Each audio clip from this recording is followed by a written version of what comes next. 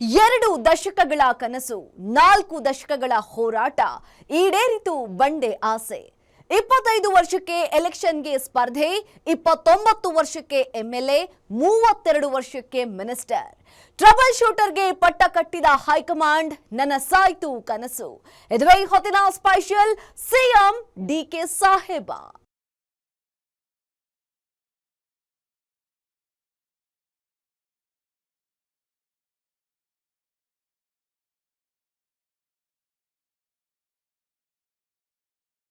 DK Shivakumar ಕನಸು ನನಸಾಗಿದೆ ಒಂದು ಬಾರಿಯಾದ್ರೂ ಕರ್ನಾಟಕದ ಸಿಎಂ ಆಗಬೇಕು ಅನ್ನೋ ಅವರ ಆಸೆ ಕೈಗೂಡಿದೆ 2023ರ ವಿಧಾನಸಭೆ ಚುನಾವಣೆಯಲ್ಲಿ ಕಾಂಗ್ರೆಸ್ ಅಭೂತಪೂರ್ವ ಜಯ ಗಳಿಸಲು ಡಿಕೆಶಿ ಪ್ರಮುಖ ಕಾರಣ ಪಕ್ಷವೇನೋ ಗೆದ್ದು ಅಧಿಕಾರಕ್ಕೆ ಬಂತು ಆದರೆ ಡಿಕೆಶಿ ಸಿಎಂ ಆಗೋ ಕನಸು ಮಾತ್ರ ಹಾಗೆ ಉಳಿದಿತ್ತು ಈಗ ಅವರ ಕನಸು ನನಸಾಗಿದೆ ಕರ್ನಾಟಕದ 20ನೇ ಸಿಎಂ ಆಗೋದು ಫಿಕ್ಸ್ ಆಗಿದೆ ಡಿಕೆಶಿ ಸಿಎಂ ಆಗಬೇಕು ಅನ್ನೋ ತಮ್ಮ ಆಸೆಯನ್ನ ಈಡೇರಿಸಿಕೊಂಡಿದ್ದು ಹೇಗೆ ಅಂತ ಡೀಟೇಲ್ ಆಗಿ ತೋರಿಸ್ತೀವಿ ನೋಡಿ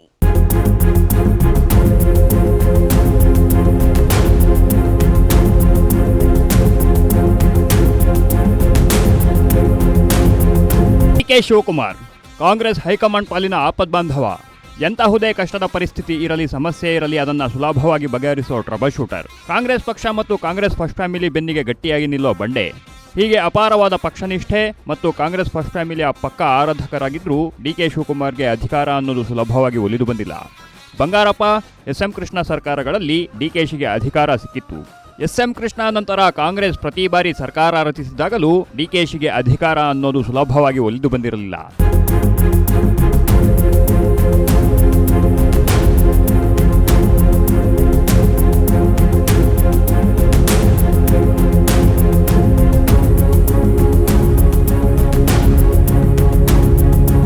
ಸಿಂಗ್ ಸರ್ಕಾರದಲ್ಲಿ ಕನಿಷ್ಠ ಮಂತ್ರಿಯೂ ಆಗಲಿಲ್ಲ 2013ರಲ್ಲಿ ಸಿದ್ದರಾಮಯ್ಯ ಸಿಎಂ ಆದಾಗ ಪ್ರಾರಂಭದಲ್ಲಿ ಡಿಕೆಶಿಯನ್ನ ಸಚಿವರನ್ನಾಗಿ ಮಾಡಿರಲಿಲ್ಲ ಕೊನೆಗೆ 6 ತಿಂಗಳು ಕಾದ ಬಳಿಕ ಸಚಿವರಾಗಿದ್ದರು ವರ್ಷದ ಬಳಿಕ ನಿರ್ದಿಷ್ಟ ಖಾತೆ ಸಿಕ್ಕಿತ್ತು 2023ರಲ್ಲಿ ಡಿಕೆ ಶಿವಕುಮಾರ್ ಕೆಪಿಸಿಸಿ ಅಧ್ಯಕ್ಷರಾಗಿದ್ದರು ಅವರ ಅಧ್ಯಕ್ಷತೆಯಲ್ಲಿ ಪಕ್ಷ ಅಧಿಕಾರಕ್ಕೆ ಬಂದಿತ್ತು ಆದರೆ ಸಿಎಂ ಆಗೋ ಅವರ ಕನಸು ಕನಸಾಗಿಯೇ ಉಳಿತು ಕೇವಲ ಡಿಸಿಎಂ ಸ್ಥಾನಕ್ಕೆ ತೃಪ್ತಿ ಪಟ್ಟುಕೊಂಡಿದ್ರು ಈಗ ಅವರ ಆಸೆ ಈಡೇರಿದೆ ಕರ್ನಾಟಕದ 20ನೇ ಮುಖ್ಯಮಂತ್ರಿಯಾಗಿ ಪ್ರಮಾಣ ವಚನ ಸ್ವೀಕರಿಸಲು ಕ್ಷಣಗಣನೆ ಆರಂಭವಾಗಿದೆ ಡಿಕೆಶಿಯ ಬಹುದೊಡ್ಡ ಕನಸು ನನಸಾಗಿದೆ ಡಿಕೆಶಿಯನ್ನ ನಿಯೋಜಿತ ಸಿಎಂ ಅಂತ ಮಾಜಿ ಸಿಎಂ ಸಿದ್ದರಾಮಯ್ಯನವರೇ ಘೋಷಿಸಿ ಸರಳವಾಗಿ ಅಧಿಕಾರ ಹಸ್ತಾಂತರ ಆಗುವಂತೆ ನೋಡಿಕೊಂಡಿದ್ದಾರೆ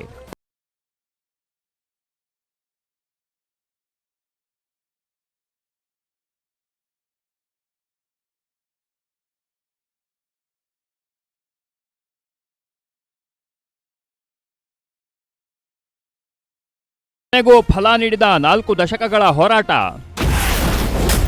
ನನಸಾಯ್ತು ಕನಕಪುರ ಬಂಡೆ 2 ದಶಕಗಳ ಕನಸು 1980ರಲ್ಲಿ ಎನ್ಎಸ್ಯುಐ ಮೂಲಕ ವಿದ್ಯಾರ್ಥಿ ನಾಯಕರಾಗಿ ಡಿಕೆ ಶಿವಕುಮಾರ್ ರಾಜಕೀಯ ಜೀವನ ಆರಂಭಿಸಿದ್ರು ಸುಮಾರು 4 ದಶಕಗಳ ನಿರಂತರ ಹೋರಾಟ ಈಗ ಫಲ ನೀಡಿದೆ 1985ರಲ್ಲಿ ನಡೆದಿದ್ದ ವಿಧಾನಸಭೆ ಚುನಾವಣೆಯಲ್ಲಿ ಮಾಜಿ ಪ್ರಧಾನಿ ಎಚ್.ಡಿ. ದೇವೇಗೌಡರ ವಿರುದ್ಧ ಸಾತನೂರು ಕ್ಷೇತ್ರದಿಂದ ಮೊದಲ ಬಾರಿ ಸ್ಪರ್ಧೆ ಮಾಡಿದ್ರು ಆಗ ಸೋಲಿನ ರುಚಿ ಕಂಡಿದ್ರು 1989ರಲ್ಲಿ ನಡೆದ ಚುನಾವಣೆಯಲ್ಲಿ ಸಾತನೂರಿಂದ ಸ್ಪರ್ಧಿಸಿ ಗೆದ್ದು ಬಂದಿದ್ರು ಅಂದಿನಿಂದ ಇಂದಿನವರೆಗೆ ಸೋಲು ಅನ್ನೋದೇ ಗೊತ್ತಿಲ್ಲದ ಸರದಾರನಾಗಿ ಮೆರೆಯುತ್ತಿದ್ದಾರೆ ಅಲ್ಲದೆ ಶಾಸಕರಾದ ಮೊದಲ ಅವಧಿಯಲ್ಲೇ ಮಿನಿಸ್ಟರ್ ಕೂಡ ಆಗಿದ್ರು ಆದರೆ ಆರಂಭದಲ್ಲಿ ಸುಲಭವಾಗಿ ಸಿಕ್ಕಿದ್ದ ಅಧಿಕಾರ ಕಾಲ ಕಳೆದಂತೆ ಹೋರಾಟದ ಮೂಲಕ ಪಡೆದುಕೊಳ್ಳಬೇಕಾಗಿ ಬಂದಿದ್ದು ಮಾತ್ರ ವಿಪರ್ಯಾಸವೇ ಸರಿ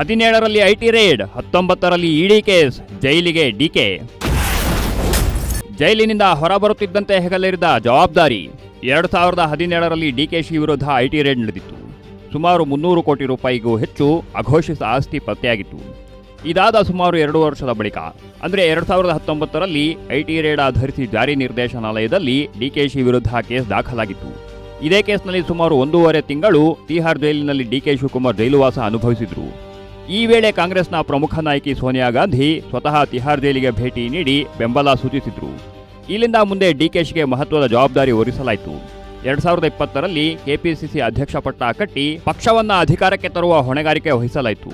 ಕೊರೋನಾದಂಥ ಸಂಕಷ್ಟದ ಸಮಯದಲ್ಲಿ ಕೆಪಿಸಿಸಿ ಅಧ್ಯಕ್ಷರಾಗಿ ಅಧಿಕಾರ ವಹಿಸಿಕೊಂಡ ಡಿಕೆಶಿ ಆ ಜವಾಬ್ದಾರಿಯನ್ನ ಯಶಸ್ವಿಯಾಗಿ ನಿರ್ವಹಿಸಿದ್ದಾರೆ.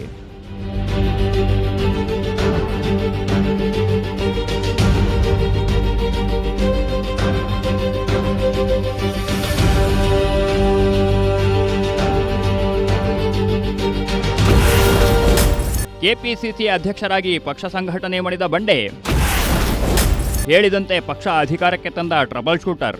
ಡಿಕೆ ಶಿವಕುಮಾರ್ ಅಂದ್ರೆ ಕಾಂಗ್ರೆಸ್ ಪಾಲಿನ ಟ್ರಬಲ್ ಶೂಟರ್.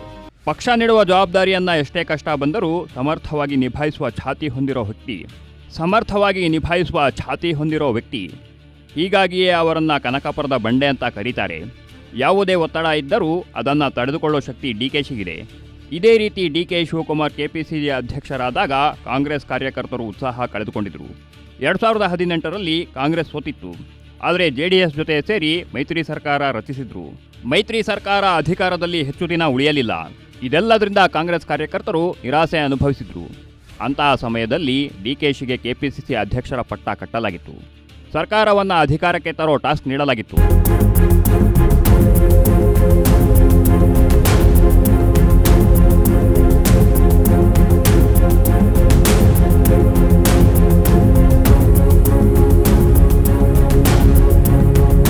ಕರ್ನಾಟಕದಲ್ಲಿ ಕಾಂಗ್ರೆಸ್ ಪಕ್ಷದ ಸಂಘಟನೆ ಸೊರಗಿ ಹೋಗಿತ್ತು. ಇಂತಹ ಹೊತ್ತಲ್ಲಿ ಕೆಪಿಸಿಸಿ ಅಧ್ಯಕ್ಷರ ಪಟ್ಟ ವಹಿಸಿಕೊಂಡ ಡಿಕೆಶಿ ಪಕ್ಷದ ಕಾರ್ಯಕರ್ತರ ಉತ್ಸಾಹ ಹೆಚ್ಚಿಸಲು ಮುಂದಾದರು. ಆಗ ಅವರ ನೇತೃತ್ವದಲ್ಲಿ ಹುಟ್ಟಿಕೊಂಡಿದ್ದೇ ಮೇಕೆದಾಟು ಪಾದಯಾತ್ರೆ. ಆಗ ಅಧಿಕಾರದಲ್ಲಿದ್ದ ಬಿಜೆಪಿ ಡಿಕೆಶಿಗೆ ನಾನಾ ಕಾಟ ಕೊಟ್ಟಿತ್ತು. ಕೊರೋನಾ ರೂಲ್ಸ್ ಬ್ರೇಕ್ ಮಾಡಿದ್ದಾರೆ ಅಂತ ಡಿಕೆ ಸೇರಿ ಕಾಂಗ್ರೆಸ್ ನಾಯಕರ ವಿರುದ್ಧ ಕೇಸ್ಗಳನ್ನು ದಾಖಲಿಸಿತ್ತು. ಆದರೆ ಇದ್ಯಾವುದಕ್ಕೂ ಕನಕಪುರದ ಬಂಡೆ ಬಗ್ಗಲಿಲ್ಲ. ಮೇಕೆದಾಟು ಪಾದಯಾತ್ರೆ ಅಭೂತಪೂರ್ವ ಯಶಸ್ಸುಗೊಳಿಸುವ ಮೂಲಕ ನಿರಾಸೆಗೊಂಡಿದ್ದ ಕಾಂಗ್ರೆಸ್ ಕಾರ್ಯಕರ್ತರಲ್ಲಿ ಹೊಸ ಹುಮ್ಮಸ್ಸು ಬರುವಂತೆ ಮಾಡಿದ್ರು.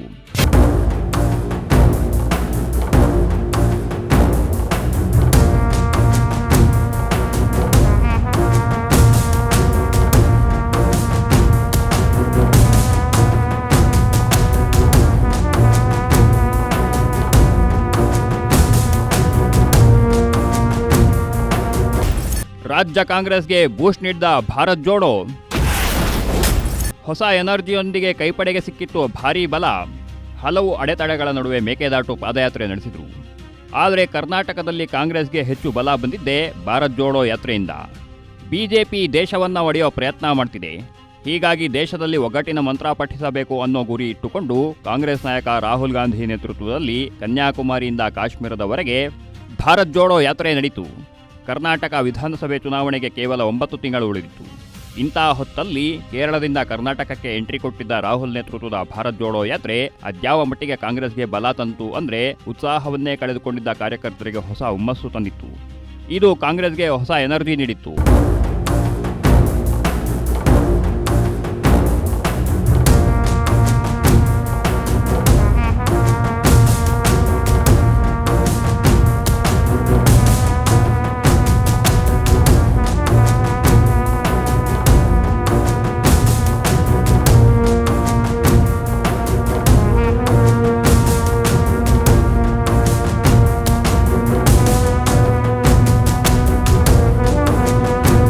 ಕೇಳಿ ಡಿಕೆ ಶಿವಕುಮಾರ್ ಅತ್ಯುತ್ತಮ ಸಂಘಟನೆಗಾರ, ಬೇಟೆಗಾರರನ್ನೇ ಬೇಟೆಯಾಡೋ ರಣಬೇಟೆಗಾರ, ಸಂಘಟನಾ ಚತುರ, ಟ್ರಬಲ್ ಶೂಟರ್.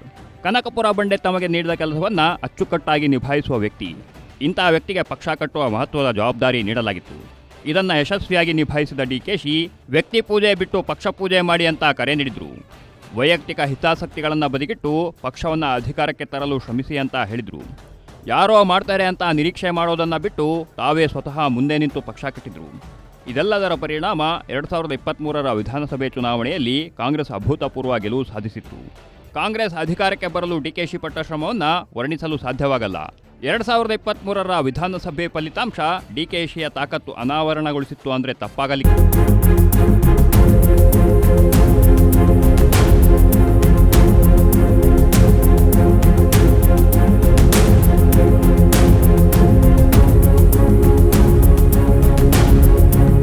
ಕರ್ನಾಟಕದಲ್ಲಿ ಮತ್ತೆ ಕಾಂಗ್ರೆಸ್ಗೆ ಸಿಕ್ಕಿತ್ತು ಅಧಿಕಾರ.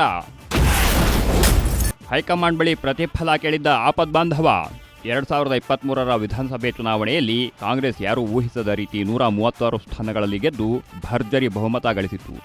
ಸಾಮಾನ್ಯವಾಗಿ ಕಾಂಗ್ರೆಸ್ ಅಧಿಕಾರಕ್ಕೆ ಬಂದು ಕೆಪಿಸಿಸಿ ಅಧ್ಯಕ್ಷರು ಚುನಾವಣೆ ಗೆದ್ದಿದ್ರೆ ಅವರೇ ಸಿಎಂ ಆಗೋದು ಕಾಂಗ್ರೆಸ್ನಲ್ಲಿ ಅನುಸರಿಸಿಕೊಂಡು ಬಂದಿದ್ದ ಸಂಪ್ರದಾಯವಾಗಿತ್ತು.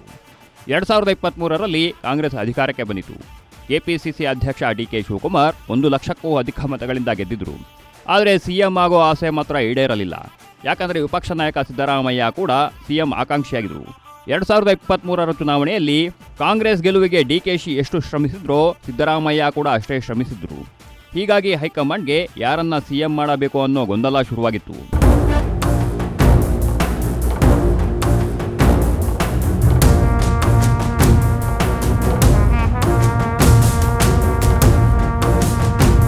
ಸುಮಾರು 1 ವಾರಕ್ಕೂ ಹೆಚ್ಚು ಕಾಲ ಯಾರಿಗೆ ಸಿಎಂ ಸ್ಥಾನದ ಗಿಫ್ಟ್ ನೀಡಬೇಕು ಅನ್ನೋ ಪ್ರಶ್ನೆಗೆ ಉತ್ತರ ಸಿಕ್ಕಿರಲಿಲ್ಲ.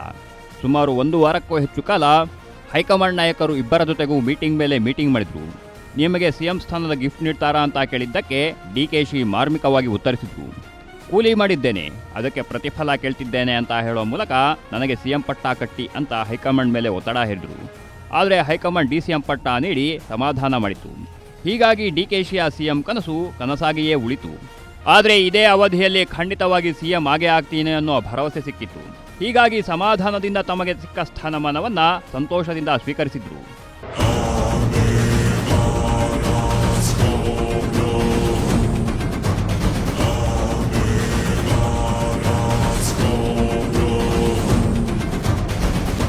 ಸಿಎಂ ಆಗೋ ಕನಸು ಕಂಡಿದ್ದ ಡಿಕೆ ಶಿವಕುಮಾರ್ ಸಿದ್ದರಾಮಯ್ಯಗೆ ಸಿಎಂ ಸ್ಥಾನ ಬಿಟ್ಟುಕೊಟ್ಟಿದ್ದು ಹಲವರಿಗೆ ಅಚ್ಚರಿ ತರಿಸಿತ್ತು.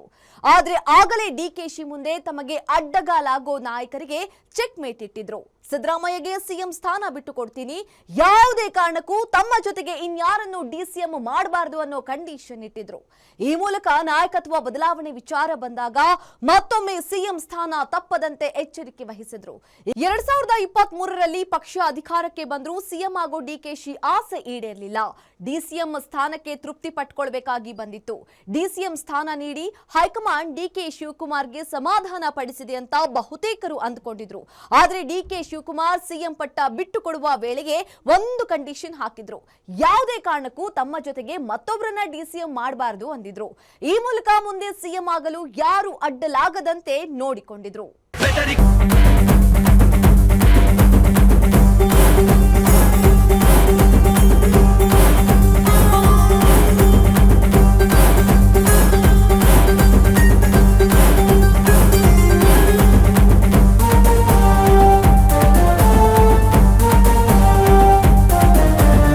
ಎರಡು 2023ರ ವಿಧಾನಸಭೆ ಚುನಾವಣೆಯಲ್ಲಿ ಕಾಂಗ್ರೆಸ್ ಅಧಿಕಾರಕ್ಕೆ ಬರಲು ಡಿಕೆ ಶಿವಕುಮಾರ್ ಮತ್ತು ಸಿದ್ದರಾಮಯ್ಯ ಇಬ್ಬರು ಭಾರಿ ಕಷ್ಟಪಟ್ಟಿದ್ರು. ಕೆಪಿಸಿಸಿ ಅಧ್ಯಕ್ಷರಾಗಿ ಡಿಕೆ ಶಿವಕುಮಾರ್ ಪಕ್ಷ ಬಲಪಡಿಸಲು ಶ್ರಮ ವಹಿಸಿದ್ರೆ, ವಿಪಕ್ಷ ನಾಯಕನಾಗಿ ಬಿಜೆಪಿ ಸರ್ಕಾರದ ಭ್ರಷ್ಟಾಚಾರ, ವೈಫಲ್ಯಗಳನ್ನು ಎತ್ತಿ ತೋರಿಸುವಲ್ಲಿ ಸಿದ್ದರಾಮಯ್ಯ ಸಫಲರಾಗಿದ್ರು.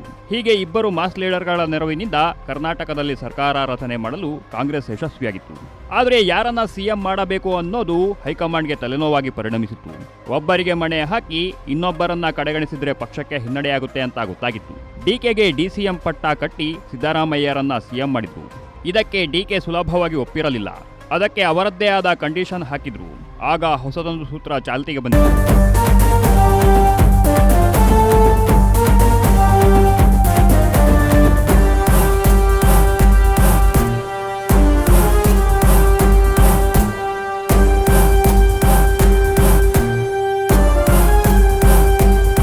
ಸಿಎಂ ಪಟ್ಟಕ್ಕೆ ಅಡ್ಡಿಯಾಗದಂತೆ ಡಿಕೆಶಿ ರಣತಂತ್ರ.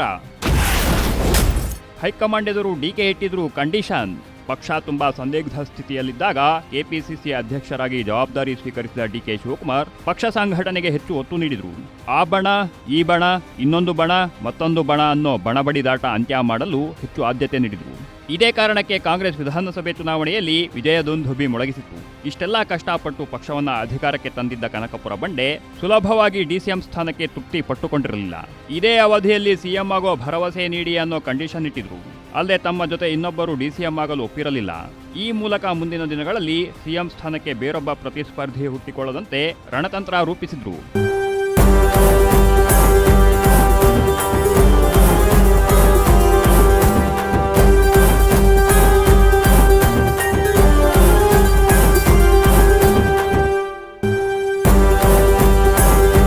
ಕರ್ನಾಟಕ ವಿಧಾನಸಭೆ ಚುನಾವಣೆಯಲ್ಲಿ ಪಕ್ಷ ಅಭೂತಪೂರ್ವ ಗೆಲುವು ಸಾಧಿಸಿತ್ತು.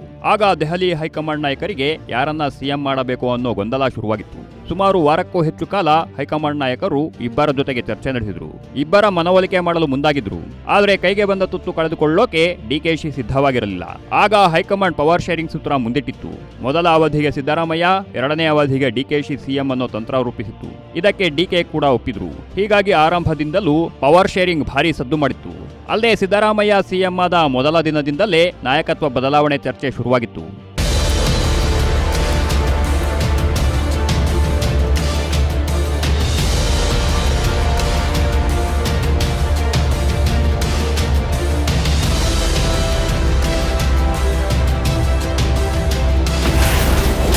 ಕೊಟ್ಟ ಮಾತು ತಪ್ಪದಂತೆ ಹೈಕಮಾಂಡ್ಗೆ ಸಿಗ್ನಲ್. ಹೈಕಮಾಂಡ್ ಮೇಲೆ ಆಪ್ತರಿಂದ ನಿರಂತರ ಒತ್ತಡ. ಪಕ್ಷವನ್ನ ಅಧಿಕಾರಕ್ಕೆ ತಂದರೂ ಸೂಕ್ತ ಪ್ರತಿಫಲ ಸಿಕ್ಕಿಲ್ಲ ಅನ್ನೋ ಕೊರಗು ಡಿಕೆ ಶಿವಕುಮಾರ್ಗೆ ಕಾಡ್ತಿತ್ತು. ಆದರೆ ಹೈಕಮಾಂಡ್ ರೂಪಿಸಿದ್ದ ಸೂತ್ರ ಡಿಕೆ ಶಿವಕುಮಾರ್ ತಾಳ್ಮೆಯಿಂದ ಇರುವಂತೆ ಮಾಡಿತು. ತಮಗೆ ಸಿಕ್ಕಿದ್ದ ಡಿಸಿಎಂ, ಬೆಂಗಳೂರು ಅಭಿವೃದ್ಧಿ ಸಚಿವ ಹುದ್ದೆಗಳನ್ನ ಸರಿಯಾಗಿ ನಿಭಾಯಿಸಿಕೊಂಡು ಹೋದ್ರೆ ಮುಂದೊಂದು ದಿನ ಹೈಕಮಾಂಡ್ ಕೊಟ್ಟ ಮಾತಿನಂತೆ ನಡೆದುಕೊಳ್ಳುತ್ತೆ ಅನ್ನೋ ನಂಬಿಕೆ ಡಿಕೆಶಿಗಿತ್ತು. ಹೀಗಾಗಿ ಕಾಲಕಾಲಕ್ಕೆ ತಮ್ಮ ಆಪ್ತ ಶಾಸಕರ ಮೂಲಕ ಸಿಎಂ ಬದಲಾವಣೆ ಚರ್ಚೆ ಮುನ್ನೆಲೆಗೆ ಬರುವಂತೆ ನೋಡಿಕೊಳ್ಳುತ್ತಿದ್ರು. ಈ ಮೂಲಕ ಹೈಕಮಾಂಡ್ ಕೊಟ್ಟ ಮಾತಿನಂತೆ ನಡೆದುಕೊಳ್ಳಬೇಕು ಅನ್ನೋ ಸಂದೇಶ ರವಾನಿಸುತ್ತಿದ್ರು.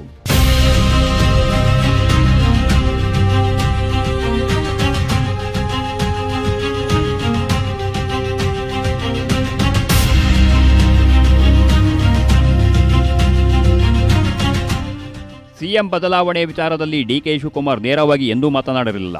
ಹೈಕಮಾಂಡ್ ಮೇಲೆ ನಂಬಿಕೆ ಇಟ್ಟುಕೊಂಡು ಬದಲಾವಣೆ ಚರ್ಚೆ ಬಂದಾಗ ಮೌನವಾಗಿ ಉಳಿತಿದ್ರು. ತಾಳ್ಮೆಯಿಂದಲೇ ಆಟ ಗೆಲ್ಲೋ ತಂತ್ರ ಹೂಡಿದ್ರು. ಕಳೆದ ವರ್ಷ ಸರ್ಕಾರಕ್ಕೆ 2.5 ವರ್ಷ ತುಂಬಿದ ಬಳಿಕ ಡಿಕೆ ಹೈಕಮಾಂಡ್ ಮೇಲೆ ಒತ್ತಡ ಹೇರಲು ಶುರು ಮಾಡಿದ್ರು. ತಾವೇ ನೇರವಾಗಿ ಒತ್ತಡ ಹೇರೋದು ಬಿಟ್ಟು ತಮ್ಮ ಆಪ್ತರ ಮೂಲಕ ಹೈಕಮಾಂಡ್ ಕೊಟ್ಟ ಮಾತಿನಂತೆ ನಡೆದುಕೊಳ್ಳಬೇಕು. ಇಲ್ಲದೆ ಹೋದ್ರೆ ಮಾತು ತಪ್ಪಿದ ಅಪವಾದ ಹೊರಬೇಕಾಗುತ್ತೆ ಅನ್ನೋದನ್ನ ನೆನಪು ಮಾಡಿಕೊಡ್ತಿದ್ರು. ಸೈಲೆಂಟ್ ತಂತ್ರದ ಮೂಲಕವೇ ಸಿಎಂ ಪಟ್ಟಕ್ಕೇರೋ ಟಾಸ್ಕ್ ಹಾಕಿಕೊಂಡು ಅದರಲ್ಲಿ ಗೆದ್ದು ಬಿಗಿದ್ದಾರೆ.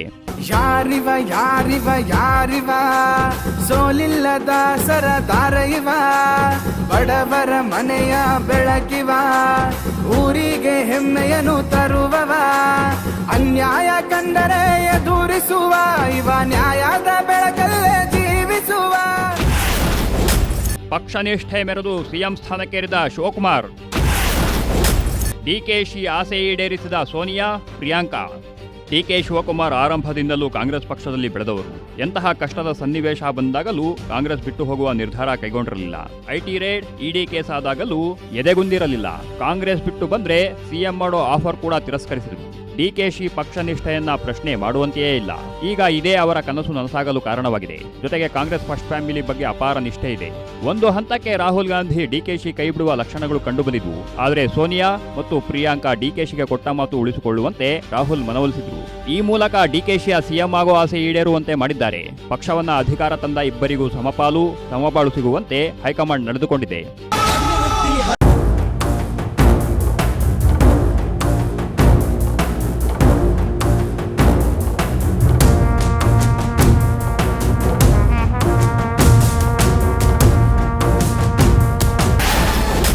ಹಿಂದಿನ ತಪ್ಪುಗಳಿಂದ ಪಾಠ ಕಲಿತ ಹೈಕಮಾಂಡ್. 2028ರ ವಿಧಾನಸಭೆ ಚುನಾವಣೆ ಗುರಿ ಡಿಕೆಶಿಗೆ ಪಟ್ಟ. ಕರ್ನಾಟಕದಲ್ಲಿ ಹೇಗೆ ಡಿಕೆ ಶಿವಕುಮಾರ್ ಕಾಂಗ್ರೆಸ್ ಪಕ್ಷವನ್ನ ಅಧಿಕಾರಕ್ಕೆ ತರಲು ಶ್ರಮಿಸಿದ್ರು, ಸಿದ್ದರಾಮಯ್ಯ ಕೂಡ ಅಷ್ಟೇ ಶ್ರಮ ಹಾಕಿದ್ರು. ಹೀಗಾಗಿ ಇಬ್ಬರ ನಡುವೆ ಪವರ್ ಶೇರಿಂಗ್ ಒಪ್ಪಂದ ಮಾಡಿ ಅಧಿಕಾರ ಹಂಚಿಕೆ ಮಾಡಲು ನಿರ್ಧರಿಸಿತ್ತು. ಈ ಮೂಲಕ ಹಿರಿಯ ನಾಯಕ, ಕಿರಿಯ ನಾಯಕರು ಗೊಂದಲವಿಲ್ಲದೆ ಸರ್ಕಾರ ನಡೆಸಿಕೊಂಡು ಹೋಗುವಂತೆ ಹೈಕಮಾಂಡ್ ನೋಡಿಕೊಂಡಿತ್ತು. ಈ ಪವರ್ ಶೇರಿಂಗ್ ಸೂತ್ರ ಕಾಂಗ್ರೆಸ್ ಹೈಕಮಾಂಡ್ಗೆ ಇದು ಹೊಸದೇನೂ ಅಲ್ಲ. ಈ ಹಿಂದೆ ಮಧ್ಯಪ್ರದೇಶ ಮತ್ತು ರಾಜಸ್ಥಾನದಲ್ಲಿ ಇದೇ ರೀತಿ ಸೂತ್ರ ರೂಪಿಸಿತ್ತು. ಮಧ್ಯಪ್ರದೇಶದಲ್ಲಿ ಕಮಲ್ನಾಥ್ ಮತ್ತು ಜ್ಯೋತಿರಾದಿತ್ಯ ಸಿಂಧ್ಯಾ, ರಾಜಸ್ಥಾನದಲ್ಲಿ ಅಶೋಕ್ ಗೆಹ್ಲೋಟ್ ಮತ್ತು ಸಚಿನ್ ಪೈಲಟ್ ನಡುವೆ ಇದೇ ರೀತಿ ಸೂತ್ರ ರೂಪಿಸಿ ಸರ್ಕಾರ ರಚಿಸಲಾಗಿತ್ತು.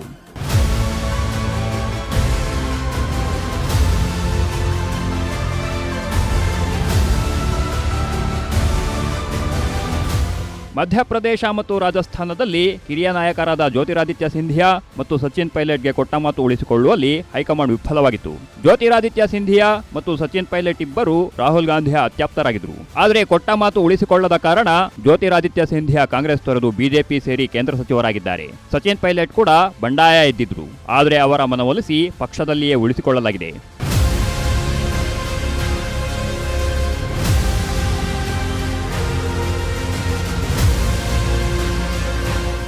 ಹೈಕಮಾಂಡ್ ಕೊಟ್ಟ ಮಾತು ಉಳಿಸಿಕೊಳ್ಳದ ಕಾರಣ ಈ ಎರಡೂ ರಾಜ್ಯಗಳಲ್ಲಿ ಅಧಿಕಾರ ಕಳೆದುಕೊಂಡಿದೆ.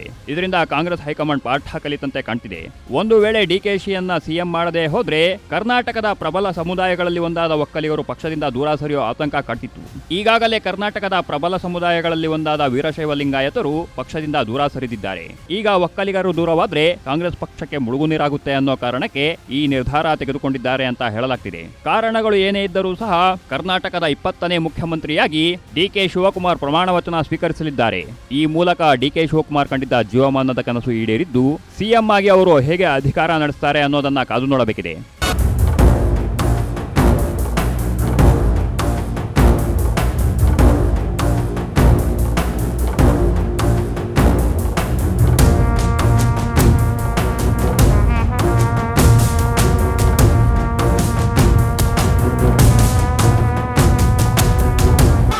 ಕರ್ನಾಟಕದ ಸಿಎಂ ಆಗಬೇಕು ಅನ್ನೋದು ಡಿಕೆಶಿಯ ಜೀವಮಾನದ ಕನಸು ನನಸಾಗಿದೆ.